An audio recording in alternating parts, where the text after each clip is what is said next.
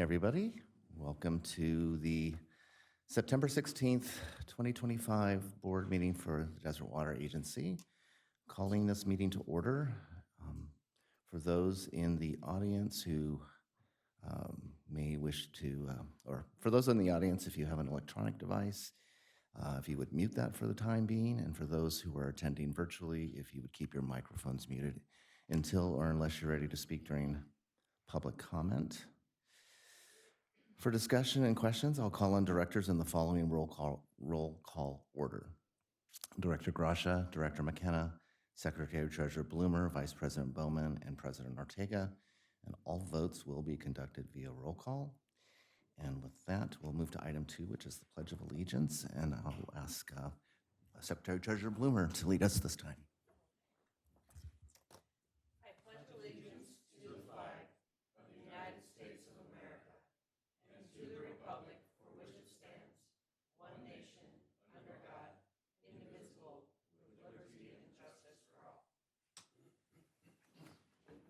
Thank you.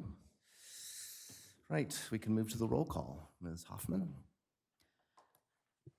Director Gracia, absence is noted.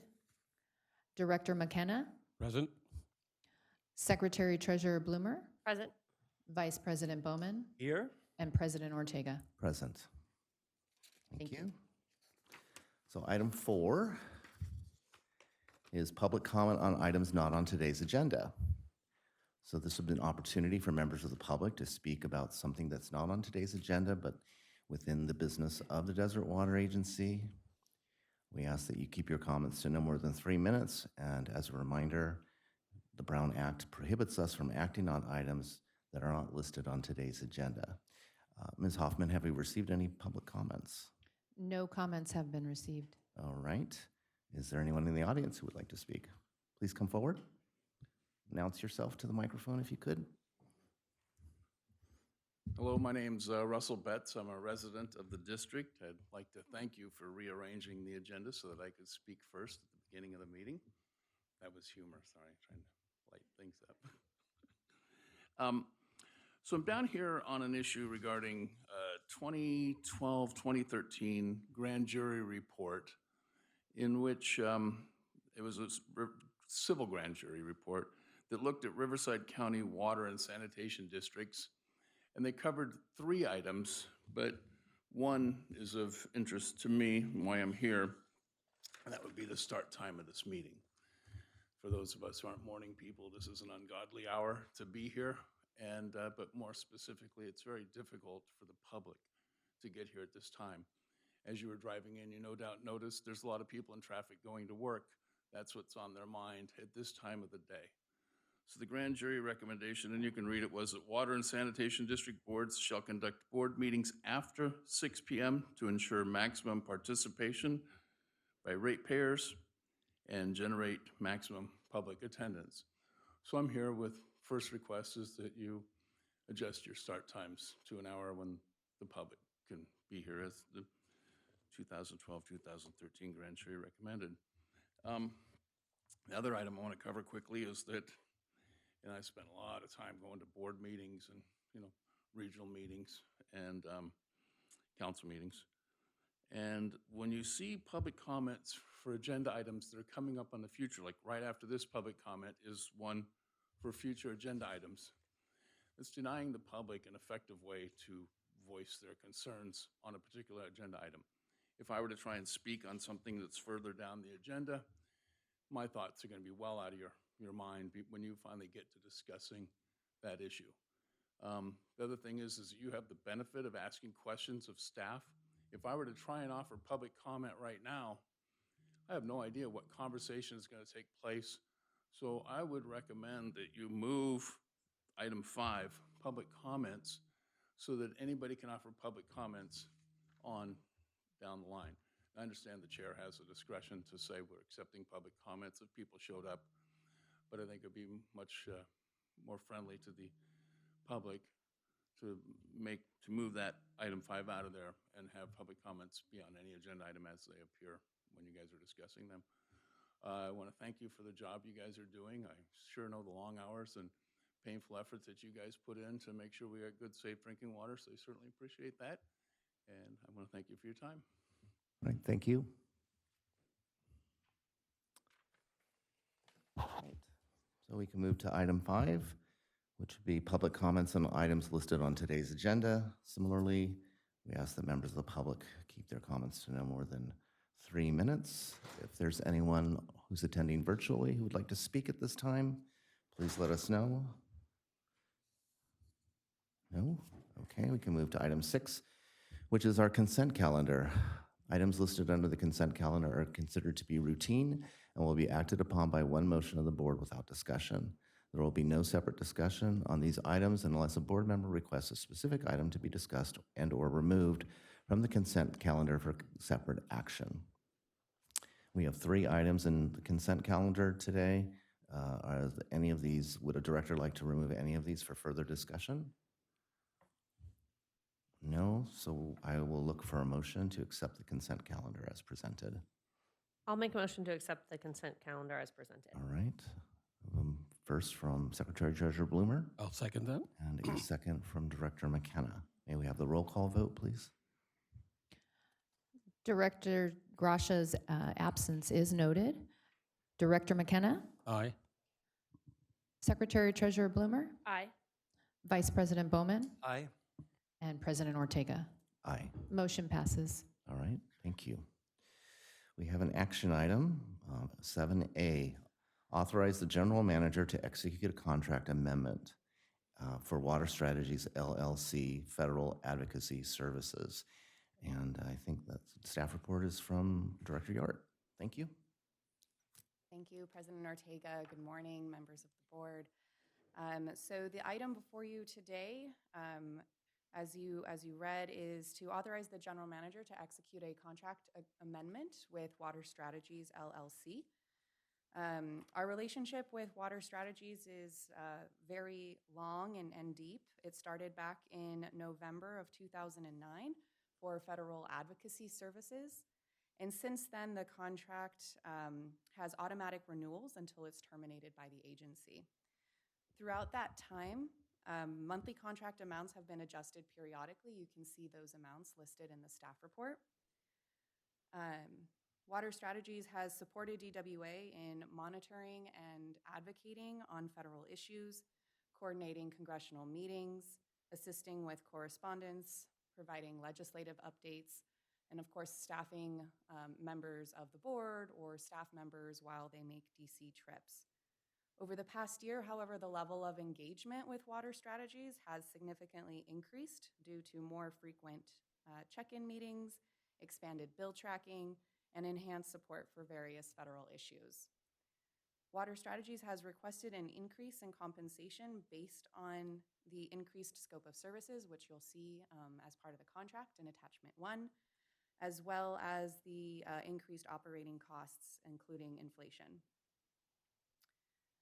After internal review and discussion, staff recommends increasing the monthly contract amount from $7,500 per month to $8,500 per month, beginning October 1st and running of this year, and running through December 31st, 2026, which would take us to the end of the 119th Congress. The fiscal impact, as mentioned, the current contract rate of $7,500 per month equates to about $90,000 annually, and the proposed increase of $8,500 per month would equate to $102,000 annually. As mentioned, this is a 14-month period going through December of next year, so the total expenditure with this proposed contract amendment would be $119,000. The professional consulting services budget for fiscal year 25-26 is sufficient to cover the $9,000 increase for this fiscal year, and the additional $3,000 increase will be included in the 26-27 budget request. Finance Director Slough has reviewed this report as well as legal, and with that, as mentioned, staff recommends that the board authorize the general manager to execute the contract amendment with Water Strategies LLC, increasing the monthly contract amount to $8,500 beginning October 1st, 2025 through December 31st, 2026. With that, I will take any questions. Thank you. Director McKenna. I can only say good things about water strategies. I have no problem with this contract amendment. My main contact with them occurs on what I will call an annual pilgrimage to Washington, where we lobby our representatives. And honestly, without water strategies, we would be lost. And literally lost because it's so complicated finding these people, and metaphorically lost because we wouldn't know what to say. So I think I value their services, and I think we should do this. Thanks. Right. Secretary Treasurer Bloomer. I agree with Director McKenna, and I think at different times in the relationship over the years since I've been on the board, there's definitely times where they've had to increase the work that they've been doing with us on various items, with not limited to Congress, but with Department of Interior and other federal agencies as well. So I support the contract amendment. Thank you. Right. And Vice President Bowman. I echo both my fellow directors' comments. We need them, and this is a good thing. All right. I don't have anything to add to that, so I'll look for a motion to accept staff's recommendation. I'll make a motion to accept staff's recommendation. All right. I have a first from Secretary second that. Bloomer and a second from Director McKenna. And may we have the roll call vote, please? Director Grash's absence is noted. And Director McKenna? Aye. Secretary Treasurer Bloomer? Aye. Vice President Bowman? Aye. And President Ortega. Aye. Motion passes. Okay, thank you. Item 8 is a discussion item. Board conduct and possible actions. I'm actually going to turn this over to our Vice President Bowman. He has been closer to this than possibly I am, and also has some very strong opinions. So with that, I will turn this particular item over to Vice President Bowman. Thank you very much. As elected officials, we are elected by the public to do the people's business, to represent them to the board or the staff, and represent the staff to them, sort of the intermediary, helping set policies for the district, and to ensure that we all have good, safe, and clean water. Unfortunately, the director who is not here today is the one that, in my opinion, has been causing a great distraction and liability to our district. Several months back, our sister district, MSWD, their board wrote our board a letter saying that Director Grasha had accused them in a public setting, an aqua setting actually, of poisoning the kids and the ratepayers in their district. So much so that their district, MSWD, had to write us. Their president wrote our president, and we on the board know about it, and I don't think the public knew about that. Then, several weeks back, Director Grasha accused you, our chair, of profiting and making millions on the turf buyback program and the non-functional turf thing. Ridiculous statements. For the first time ever, I had to see you pound the gavel to settle him down. And then our last meeting, he said this about MSWD's board. As a baseline, that makes them the worst human beings alive. I have great trouble with directors, and I would hope that if I was doing these things, somebody would call me out as well, of misrepresenting data, of accusing others of profiting, and then saying, hey, you are the worst type of human being alive. When I was at the CSDA conference several weeks ago, there was a whole discussion on board members who have gone rogue, who are upsetting district, causing liability and distraction. And so thus, at our executive committee, we discussed this, wanting to bring it to the rest of the board to talk about. What do we do? And those are my opening comments on the thought. Director McKenna? I didn't really want to see this on the agenda, but since it's here, we have to address it. I think my primary focus when I look at the board handbook is act in the best interest of the public and the agency. Serve the public good and not the personal gain. And I think we do have a director that has lost sight of that necessity. You know, the responsibility for delivering safe, clean, affordable water rests on these shoulders and your shoulders, and similarly on the board of Mission Springs Water District. I attend their meetings. I was at their meeting yesterday. That is an agency that is transformed, in my view, from just a few years ago. When I first started attending their meetings, it was extremely difficult to get updates on what was happening with the wastewater treatment plant. Where was the general manager's report? It wasn't in the minutes. It was sometimes delivered on Thursday, sometimes Monday. There was a great deal of, shall we say, lack of ease of access to the information. You go there, I went there yesterday, and the general manager's report, and no comparison with ours is intended, but it's several hundred pages with everything in it. So it's on the record. It's on the record what they're doing.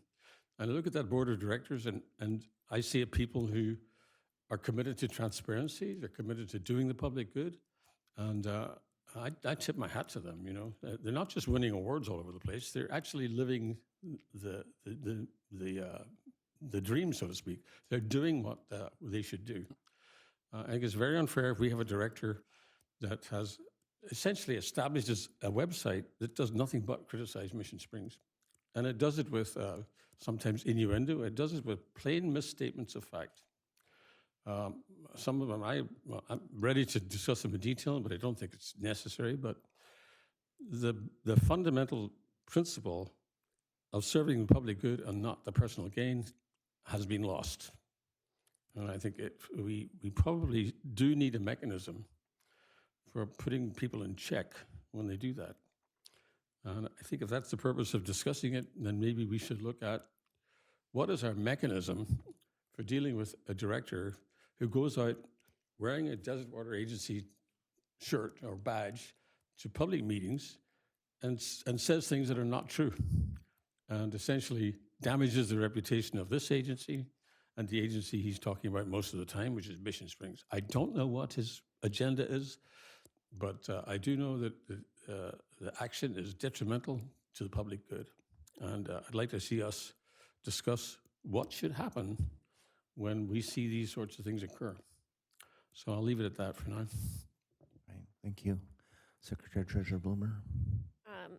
I agree with Director McKenna. I would be interested in what are the mechanisms available, whether it's legally or what we could add to the handbook for when these types of situations come up.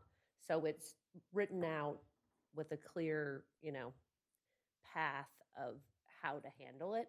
So for anyone involved, especially probably the president of the board, to be able to reference something of like, okay, now this has happened. Now we're going to move on to step 2, 3, 4, however it goes. It's like, it's almost when you're working in human resources. It's like, okay, you had a verbal warning. Here's your written warning. Here's your, as it moves along. I don't know how that works with our publicly elected board, but I'd be interested to see, what the mechanisms are, and is there something that we could, add to the handbook? Okay, thank you. Vice President Bowman, is there anything else you'd like to add? I think our handbook does give us some guidance. It talks about these steps of a warning. I think our president has given a warning a couple meetings back that while a person cannot be removed from office because they were voted in, they could have their extra assigned duties by the president removed. any director who would be censured is still able and should really come to the meeting and do the public's business. But if they have been warned and if they have been detrimental to the district, to take away their extra district duties, attending meetings, not specifically board meetings, et cetera, to therefore sort of put guardrails of protection for the district there. And I kind of think that's what Mission Springs wanted us to do with their letter. Like, hey guys, this is ridiculous in a public meeting to be called, you know, poisoning the kids and poisoning the people. Anyway. All right, thank you. Yeah, in having some conversation with staff and with council already on this, and it seems that we do have some options already in the handbook, but perhaps we need to make it stronger. I mean, is that a fair statement that we would, I'm just trying to get sort of a feeling from the board that we make it a stronger, sanction, and a more clear way to get there. Is that fair? Microphone. We mentioned it in the handbook, but we don't have a procedure. We don't have, I think, a more formal detailing of how it should be handled would be useful. You know, I mean, if we had an employee, I'm sure we have a disciplinary procedure for employees. It's laid out, we follow it, and nobody can complain they didn't get due process. But in this situation, there's no procedure. There's no outline of what happens, what we should do. And I think maybe we should study that. Well, was that assigning 2 directors to a subcommittee, an ad hoc subcommittee to put that together? Is that the way to go, or a way to go? I mean, it's a way to go. Is that the way we want to go?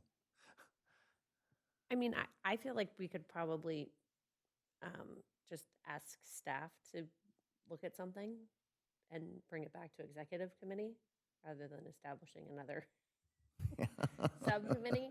And just for example, it's, you know, Director Bowman mentioned, I feel like he's gotten a verbal warning, but there's no documentation process of that. Mm-hmm. So I know when you're dealing with an employee, you have to have everything documented. You can't just verbally say, oh, well, I warned you on X date. Yeah. Like everything, you know, if we're going to have the procedure, then, you know, follow-up documentation is probably going to be a part of it. I'm sure there's other, you know, handbooks out there that maybe do have something. So, I mean, I would be in favor of staff coming up with something and presenting it to executive committee. Does that sound fair? I think that's the best mechanism, yes. Yeah, and council should be involved as well. So, yeah, as you mentioned, just as you were talking, and the same thought I had was there must be other examples of this out there already, that we're not necessarily reinventing the wheel, or our own wheel. So, I think their direction is that we would like staff to come back to us with some options to look at as it relates to updating the handbook, or a procedure that might be that we would have that supports the handbook and the actions that we're looking for. Yes, we can definitely come back, look to see what's out there, take from recommendations that are out there, and then kind of define what that means for the agency and what works for our specific, how we operate and have existed. So we can definitely bring that back to the executive committee with some recommendations. Okay, thank you very much. Right, so item 9 is the general manager's report.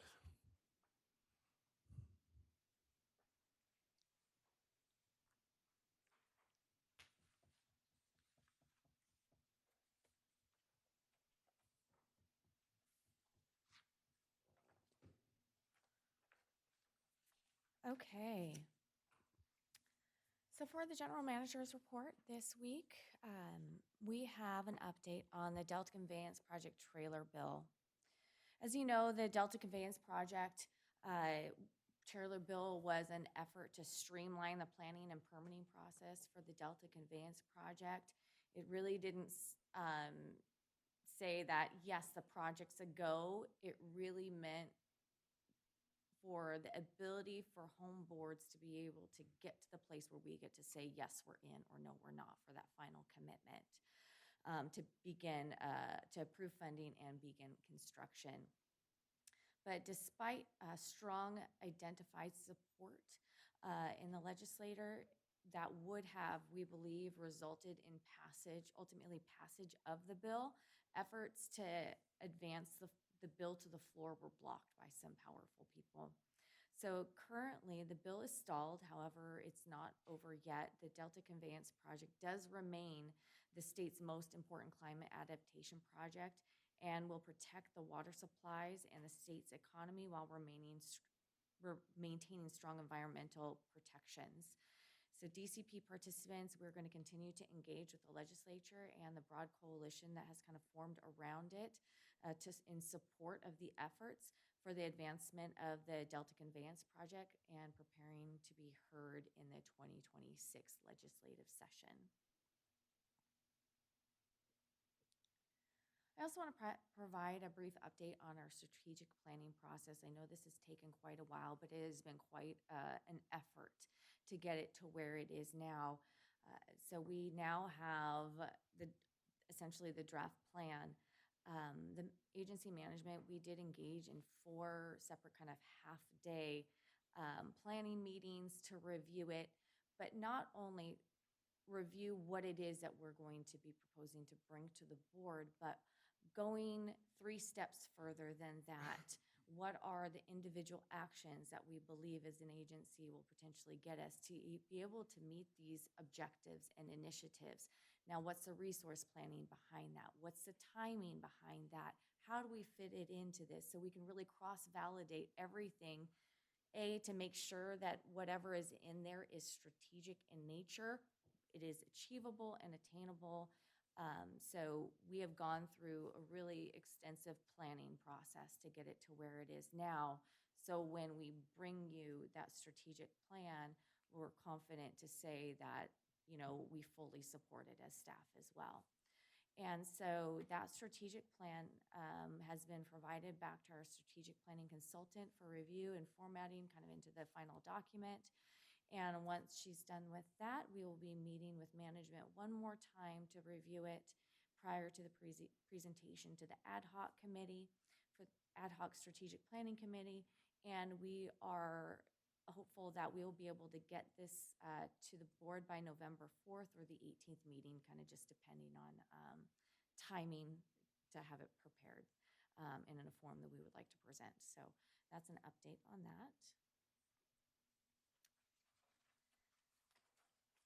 On September 11th and 12th, I was invited to participate in the Desert Healthcare District and Foundation's Healthy Desert, Healthy You Environmental Health Summit, where I was invited to speak on a panel with 4 other individuals from the water world, policy side, operations side, so a very wide variety of those speaking with their viewpoints of how we are able to provide safe water for all, talking about infrastructure contaminants and also community health. So I was able to speak on the water challenges facing the communities within the Coachella Valley, the infrastructure projects that Desert Water Agency has been involved with and its planning for the response to climate change, and also collaborative actions, specifically how to keep water affordable for our community. Also, a part of that conference, our staff was able to provide a tour. We were a stop on a larger tour of different places within the valley in conjunction with the summit, and we showed around our hydroelectric plant.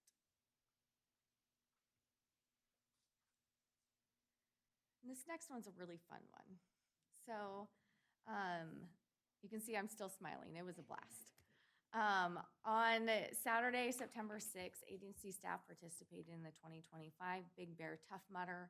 This was a staff organized event, and it was not specifically DWA sponsored because it was DWA participant funded, but it was the first in effort to foster cross-departmental collaboration and teamwork.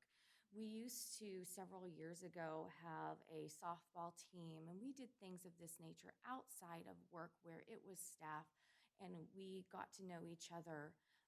It didn't matter if you were in a different department or whether you were a supervisor or staff level, so it didn't matter where you were on the organizational hierarchy or in the department. You really got to know people for who they are, and that was a very valuable experience in times past, and so we want to bring that type of collaboration back. And so events like these held outside the traditional work environment, they do offer opportunities to build those strong relationships.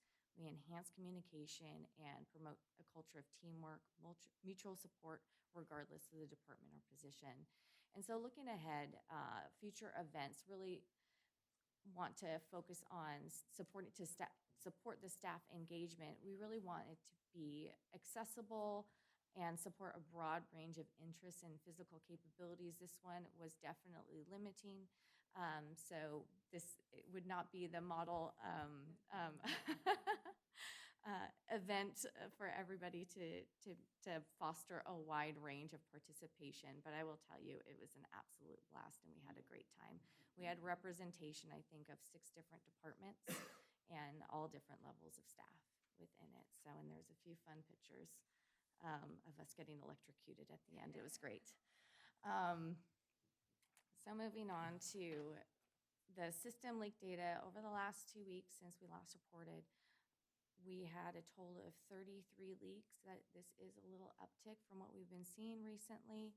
And we do have 2 outliers within here.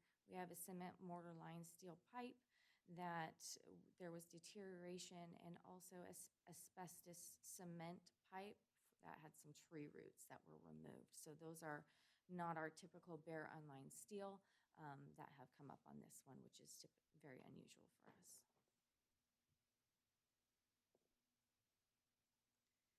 And moving on, I'd like to pass it off to Finance Director Slough, if you want to select a few of your meetings to highlight. Thank you, Jam Signs. Good morning, board members. Just want to highlight a few meetings that I've had since July. I had my first aid training on August 14th. I'd like to say that it was a very fun and interactive class. And then we had the site's Budget Finance Committee meeting on August 15th. August 21st, I had a Tyler EAM project update as we finalized kind of the calendar for that upcoming implementation. And then I did get a couple of vacation days in there that actually should be 8/28 and 8/29. And then my main focus over the last month and couple of weeks has been kind of assisting the accounting department with the fiscal year-end audit. Thank you. And next, I'll pass it over to HR Director Hopping. Hey, good morning, board. The schedule over the last month or so on here, I usually do this once a month for you because I know you get really excited to hear the activities on a monthly basis. But I also did the first aid CPR training. I do want to say that Dylan, our new safety and training specialist, he's going to be doing a presentation in a few weeks here for you to tell you the ongoing safety efforts we're doing. But the entire staff has been trained, which is really great. So it helps the public, and it also has helped internally in several minor ways, which has been very good. I've done some webinars on learning how to use AI to help me out a little bit, and I used it for the first time to help create interview questions, which was kind of fun. And we've been doing the DOT and random testing we do. That's our drug testing procedure, and we again came clean, which is a beautiful thing. and new employee orientation and interviews. So as the course of the budget, we had some new positions added, and we also had Maribel Redding retired after 30 years of service in accounting, so we had to fill in for that gap. So we've been doing a lot of interviewing and a lot of orientations, but we've brought some good new people on board. And back pre-COVID lifetime, we used to do introductions to the board, and so we're looking to reinstate that as well, so you can get to know the new faces of the agencies. So that's the exciting stuff for me. Thank you. Okay, for my meetings and activities, just to highlight a few, like I mentioned, we've been working on that strategic planning effort. So that happened, the last one was on September 4th. Actually, we had one just the other day again. And then we also, on the 4th, exchange agreement meeting with CBWD and this is the exchange agreement with Metropolitan Water District. We're in negotiations for that contract. So just making sure we're aligned with CBWD with our interests. And I also attended the 2026 State Water Project Order Coordination Meeting. This was with CBWD, Metropolitan, and DWA, along with DWA staff and other supporting staff from those entities, as well as the Environmental Health Summit. And with that, I'd be happy to answer any questions you may have. Thank you. Director McKenna, do you have any questions? No, thank you so much for the report. I congratulate you on your Tough Mudder participation. I hope there's no suggestion that the Board of Directors will be asked to do that. But why not? Mandatory It was fun. Not happening. All right. Secretary Treasurer Bloomer. No questions, thank you. Okay, Vice President Bowman. Was there first, second, third place? How did Oh, we no. do? Oh, no. No, it's just getting it. We survived. Yes, indeed. All right. All right, thank you. So now we can move on to item 10, which is Director's Reports of Meetings and Events attended on behalf of the agency. If you could report out those compensable events that you attended within the last 2 weeks since our last board meeting. We'll start with Director McKenna. I attended the executive committee meeting on September 11th. I attended the All Valley Mayor's Lunch on September 12th. And that was a very interesting occasion. The mayors of all the cities in the valley attended. I was particularly struck by the remarks of Mayor Nancy Ross of Cathedral City about the activities of immigration and customs enforcement. And a lot of the mayors mentioned this. It's becoming a difficulty for a lot of cities. She reported on a friend of hers who came across the border when he was 3 years old, was literally carried across the border, is married to an American citizen, has 3 American citizen children, and was scooped up by Immigration and Naturalization Service, bunched around detention facilities in Southern California, eventually taken to San Diego, and flown to Tabasco, which is the far end of Mexico, 2,000 miles away, where he remains. And I think it's just tragic that we have a layer of government above us doing this kind of thing in our neighborhoods and in our cities. I think we should all speak out against that in every available opportunity. And this is mine, so I'm speaking out against it. Yesterday, I went to Mission Springs Water District Board meeting, attended in person. Again, as I said earlier, I'm very impressed with the steps they've taken and the transparency of that organization. They are dealing with a chromium-6 issue. We've seen public comment. Even Aaron Brockovich has weighed in this issue, saying that the water agencies of the Coachella Valley have created this problem themselves, that the chromium-6 hotspots coincide with wastewater retention ponds, and that's just not true. In fact, I've tracked down the original comment.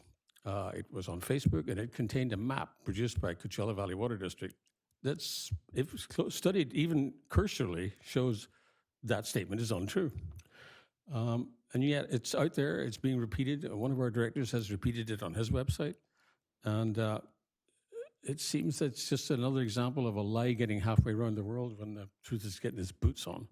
So I would ask all my fellow directors, before they republish something, examine the veracity of it, because it's not serving the public when you transmit around the valley misinformation like that.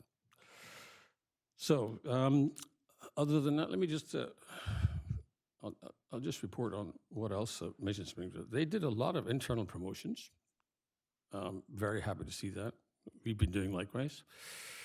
They have awarded a contract for a monitoring well at the wastewater treatment plant. They've awarded a contract for hydrogeological services.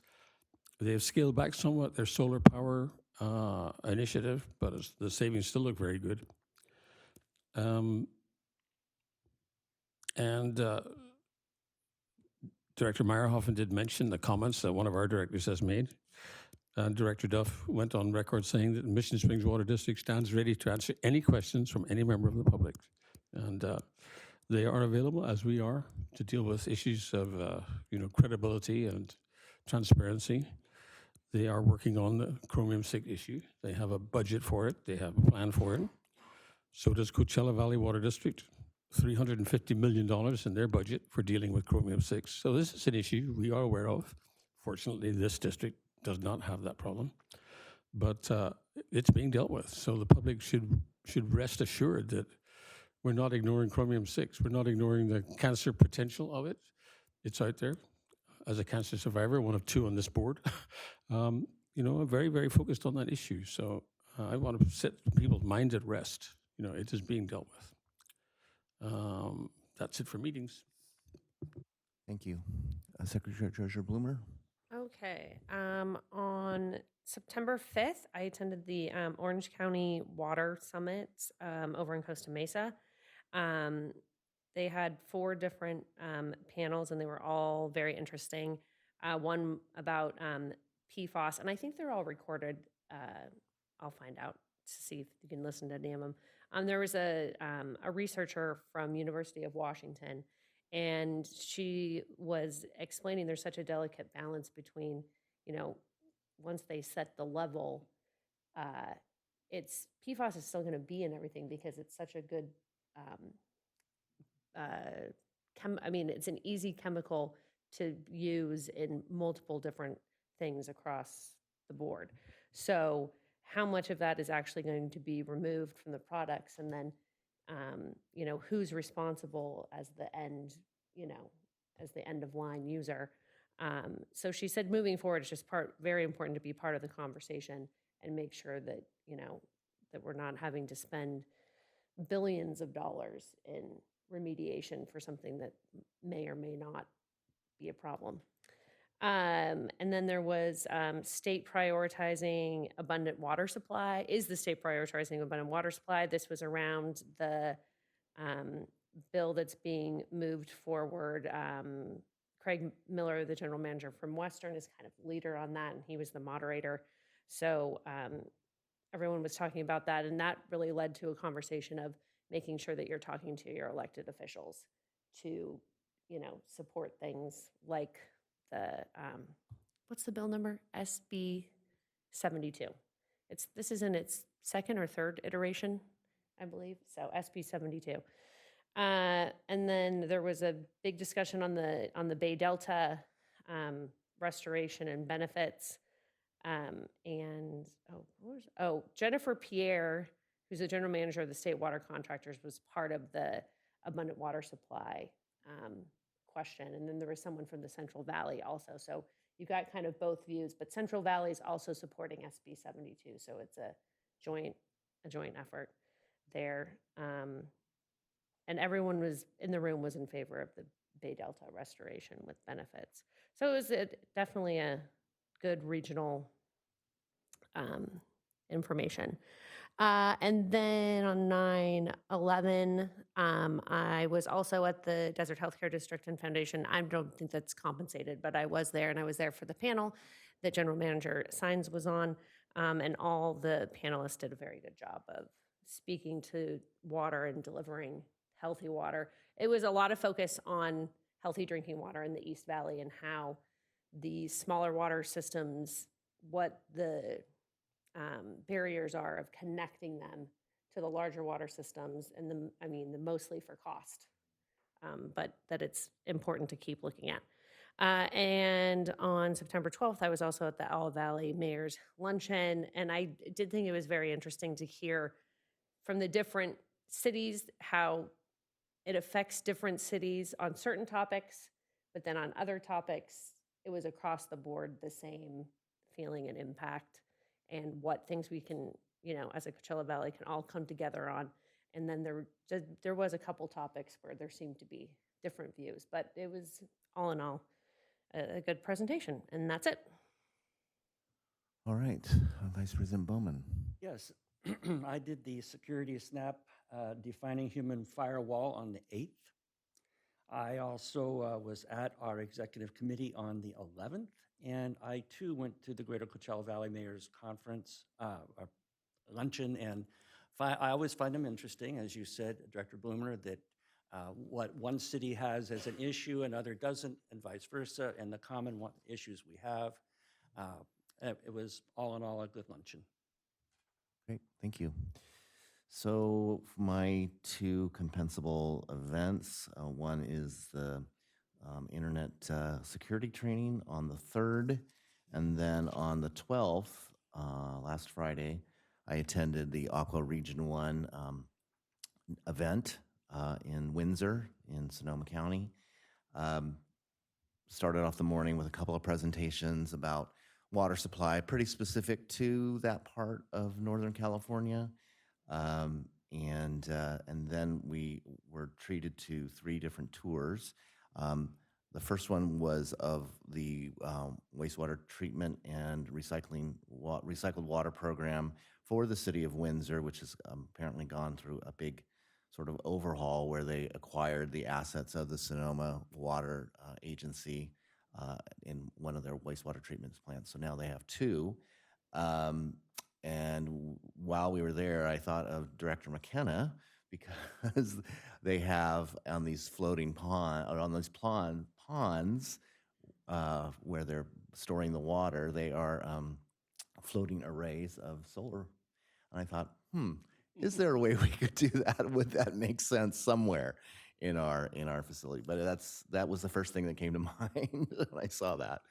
And then we also, from there, we had a visit to a place called Schoen Farm.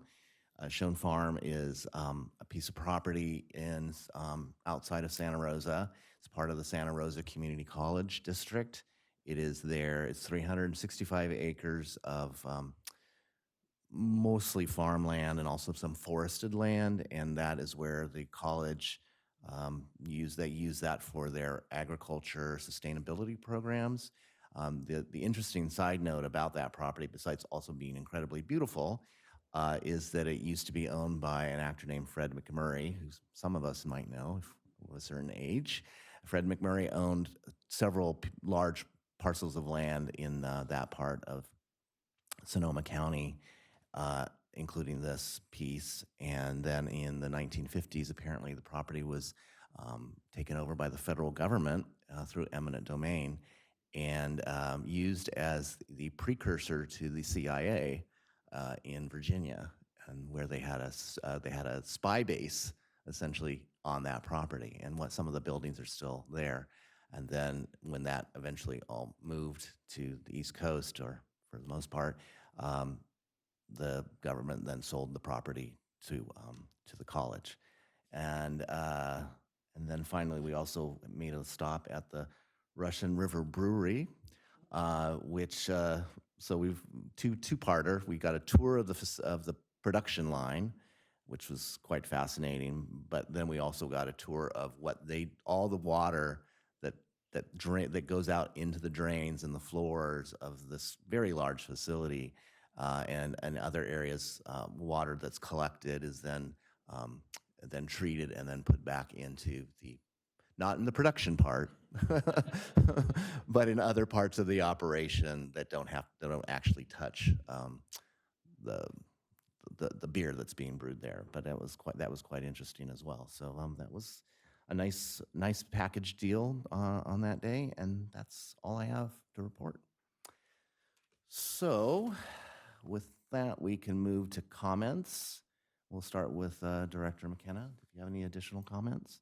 I think in view of the public comment we had earlier, we should put back on the agenda discussion of the start time of the meeting. I find it a challenge to get here at 8 a.m.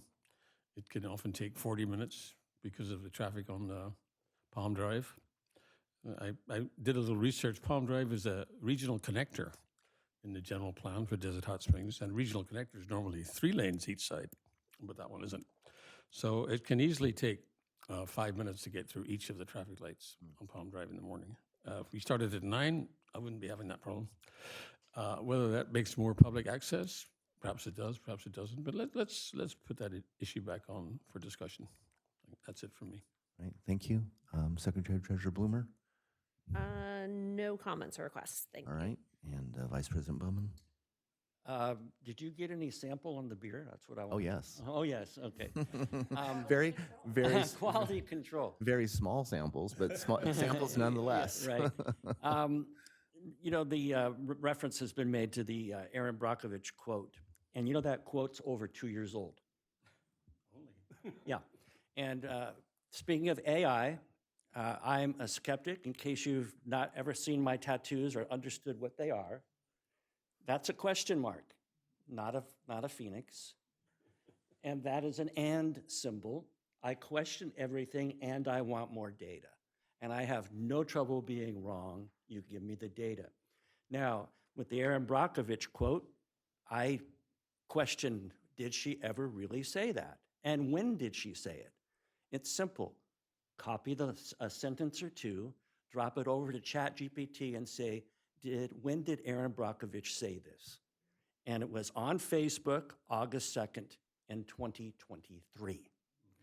And there was no comments back by anyone here in the Valley, water districts, to that Facebook comment. And was there something else I wanted to say? Oh, that's pretty much it. Thank you. Okay.